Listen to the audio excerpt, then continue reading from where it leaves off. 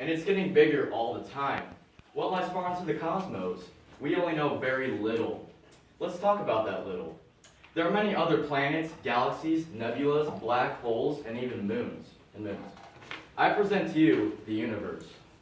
To get started, here's a question that'll put you on the edge of your seat. So fasten your belts because it's going to be a wild ride. How are black holes formed? Well, to form a black hole, you'd have to crush matter down 10 times smaller than its original size. For example, the sun would have to be crushed down to the size of Manhattan, New York. Or the earth would have to be crushed to the size of a peanut. Have you ever wondered what would happen if a human were to go into a black hole? Well, to begin, no human on Earth has ever experienced this, obviously. But what happens? I've read many theories and predictions, but here's the most believable prediction that I think is possible. Just for fun, let's imagine we're taking a joyride in our spaceship. Let's say you watch your curious friend unwisely jumps out of the spaceship towards the black hole. What do you think would happen? Well, as he or she gets closer to the black hole, the light reflecting on your friend's spacesuit will begin to fade as they're being pulled closer because gravity is getting stronger and light is starting to get sucked in. Once your friend reaches the point of the black hole called the event horizon, that is the point of no return. Not even light can escape. What you would see is your friend's body stop moving and they will begin to age faster and then disappear. According to Stephen Hawking's theory, time apparently moves faster. That's why you age faster. Now, what will you see if you experience a black hole? What will happen to you is scary. As you come close to the black hole, gravity is getting stronger. Let's say you go on feet first. What you would feel, your feet would feel more gravity being pulled towards the black hole, and your body would begin to stretch out from your feet and upward. This is called spaghettification. Trust me, it does not sound delicious. Anyway, once you hit the event horizon, you can no longer escape. Also, the reflection of your body would orbit the black hole, and you would see the back of your own head. When you look out in the black hole into space, you would see what is going to be sucked in, and you would apparently see the past, maybe. And you would continue to be sucked in until you reach the black hole's core and eventually to your death. This is just one of the many theories. Did you know there's actually a supermassive black hole right in the middle of our galaxy? Don't worry, we're hundreds of light years away from that.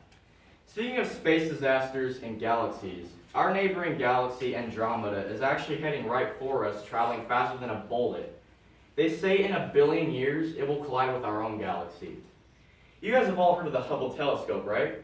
It could see millions of light years deep into space, more than the naked eye can. It actually captured an image a while back of a spectacular-looking galaxy light years away, known as the Sombrero Galaxy. You probably already know why it is called that. It looks like a massive sombrero floating in space.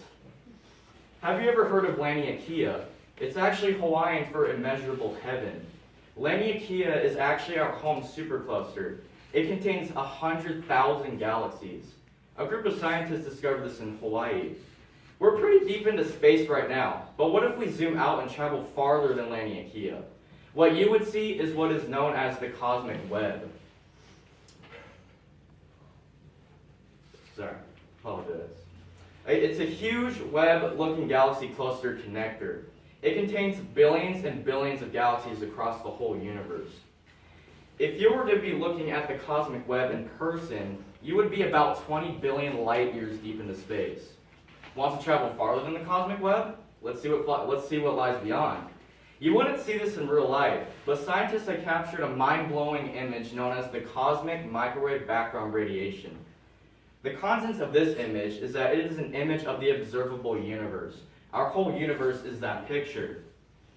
What lies farther than that? Who knows? Multiverse, omniverse, xenoverse? Who knows what lies past the universe? Who knows what lies past being discovered? Alright, let's take our spaceship and let's fly back down to the Milky Way, to our solar system. Our sun is incredibly large compared to Earth. Its radius is 432,376 miles. Earth is a grain of rice compared to it.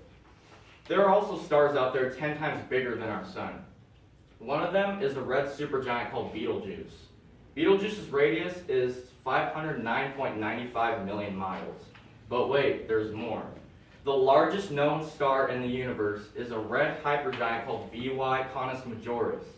Its radius is 613.67 million miles.